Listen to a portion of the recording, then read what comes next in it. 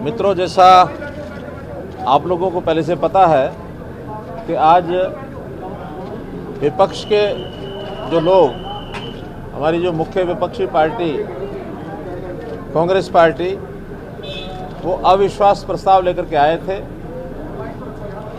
वैसे तो अविश्वास प्रस्ताव लाने से पहले ही उन्होंने एक बात को मान लिया था कि हम तो केवल चर्चा के लिए ला रहे हैं, ये कोई अविश्वास प्रस्ताव सरकार को गिराने के लिए नहीं है।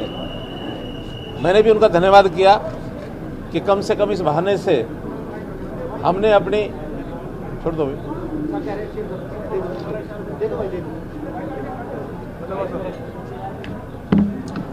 कि कम से कम हमें अपनी बात कहने का, वैसे तो कहने का मौका हमको असेंबली में पहले भी मिलता है, लेकिन विपक्ष के लोग कभी पूरी बात आखिर में हमारी सुनते नहीं थे।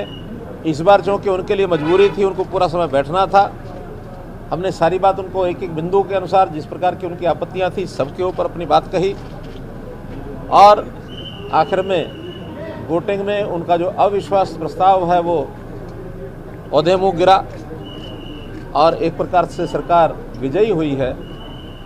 हमने उनको एक अपील की है कि भले आपका अविश्वास प्रस्ताव गिर गया हो, लेकिन ये जो किसान बंधुओं ने आंदोलन के माध्यम से कुछ धरने दिए हैं, कुछ की कॉल्स होती हैं, उनको एक एक करके हमने बताया कि किसानों के अहित में भी ये बहुत सी बातें इसमें से हैं।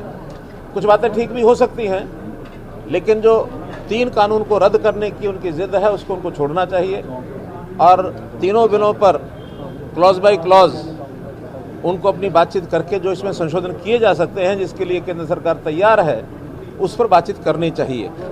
मुझे जानकारी मिली है कि कल ही किसान जो संयुक्त किसान मोर्चा है, उन्होंने अपनी कोई 9 सदस्यीय कमेटी भी बनाई है बातचीत करने के लिए, और यदि कमेटी बनी है तो कहीं ना कहीं बातचीत का रास्ता खुलने वाला लगता है।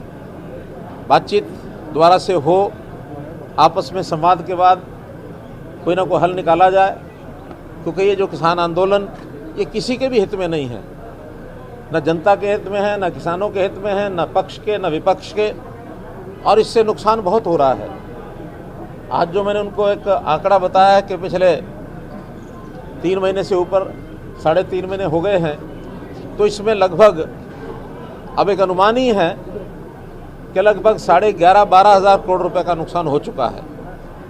जाने चली गई वो अलग से, क्योंकि ये इन्होंने उकसाया है इस कारण से, जो भी कोई लोग वहाँ भोले भाले हैं उस भय से वहाँ बैठे हुए हैं, और उनको भय दिखाया जाता है कि आपकी ज़मीन चली जाएगी, आपके खिलाफ ये होगा वो होगा, मंडियाँ बंद हो जाएंगी। हमने एक एक बात बताई कि ये भय आपका निरर्थक है। हालांकि कुछ बातों में उन्होंने स्वीकार किया कि ये बातें गलत हैं, जैसे फसल को, खड़ी फसल को ख़राब करना, इसके लिए भी उस सहमत हैं क्या नहीं करना चाहिए। दूध का भी भाव एक तरफा तय करके ना बिकना और उसके बाद खराब उसको दूध को करना, इसके लिए भी सहमति नहीं है। लोकतांत्रिक व्यवस्थाएं बनाई रखी जाए, और ये जो बाइकाट जैसी बातें सत्ता पक्ष के लोगों के लिए की गई हैं, इसके लिए भी उन्होंने अपनी सहमति दी है कि हम इसके हक में नहीं हैं। हमने उनको कहा कि आखिर आंदोलन को समाप्त करने में वो सरकार का सहयोग करें। हमारा अपना परिवार है, किसान भी हमारे हैं, अन्य सब समाज के लोग वो भी हमारे हैं। किसी भी प्रकार से प्रदेश का वातावरण खराब न हो, ये बात हमने अपील के रूप में उनको कही है। तो इस प्रकार से एक सुखद एक घटनाक्रम आज ये हुआ कि अविश्वास प्रस्ताव कांग्रेस के द्वारा जो लाया गया था वो विफल हुआ और सरकार की विजय हुई है। इतनी बात मुझे आपसे कहनी है। आपने ये भी किया कि अविश्वास प्रस्ताव चाहे तो वो बार-बार ला सकते हैं, इस तरह से आपने उनको साफ कर दिया कि भविष्य में भी सरकार में जुड़ने के साथ डटी है। देखिए, उसका लाभ होता है। उसका लाभ क्या होता है कि आखिर हम जो करते हैं उसको विपक्ष के लोगों को ठीक से समझाने में हमको मदद मिलती है, और जनता में बात को ले जाने के लिए चाहे मीडिया लोग ले जाते हैं, चाहे सत्ता पक्ष के लोग, चाहे विपक्ष के लोग, जनता में तो सारी बात जाती है। तो एक अच्छा अवसर होता है सारी चीज़ों का मूल्यांकन करने के लिए। हमने ये भी कहा कि विपक्ष अगर कोई गलती हमारी ध्यान कराएगा और हमें लगेगा कि वास्तव में गलत हुआ है, उसको हम मानेंगे, सहर्ष मानेंगे। बहुत सी चीज़ों के हमने प्रावधान बदले भी हैं, इसी सत्र में बदले हैं, जो विपक्ष के लोगों ने ध्यान कराया। हमने कहा ये ठीक चूक रह गई। हुड्डा साहब कह रहे हैं कि अगर सीक्रेट वोटिंग होती तो शायद नतीजा कुछ और होता। ऐसा है कि ये होता तो ये नहीं होता, ये होता तो ये नहीं होता। एक बड़े बुजुर्ग ने कहा कि अगर लगाओ तो बहुत बड़ा लगाओ, छोटा मत लगाओ। मैंने लगा के दिखा दो। कहने के अगर मेरे बाप दादा परदादा सरदादा ये ना मरते तो सारी दुनिया हमारी होती, तुम यहाँ होते ही नहीं। तो अगर का क्या अर्थ है? कोई अर्थ नहीं। हुड्डा साहब लेकर के आने वाले थे, उसमें कुछ टेक्निकल गलतियां थी। दो उसके हिस्से थे, एक एपीएमसी एक्ट में संशोधन करना और दूसरा एमएसपी के ऊपर कानून लाना। एमएसपी का कानून उसके अंतर्गत नहीं आ सकता, वो एक ट्रेड एंड कॉमर्स के अंतर्गत ये बिल है और ये केंद्र सरकार को ही अधिकार है, स्टेट गवर्नमेंट को नहीं है किसी प्रकार की एमएसपी को गारंटेड बिल लेकर के आना। लेकिन जहाँ तक एपीएमसी में संशोधन की बात है, जो भावना उनकी थी हमने व्यक्त की।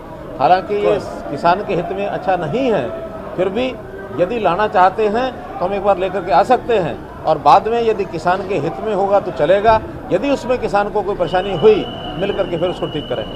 लेकिन सीएम साहब आपको लगता है बेवजह जोड़ा गया ये पूरा घटनाक्रम कि आप कैमला में जिस तरीके से आपने विरोध हुआ था, इस प्रकार से कोई कार्यक्रम नहीं कर पाएंगे।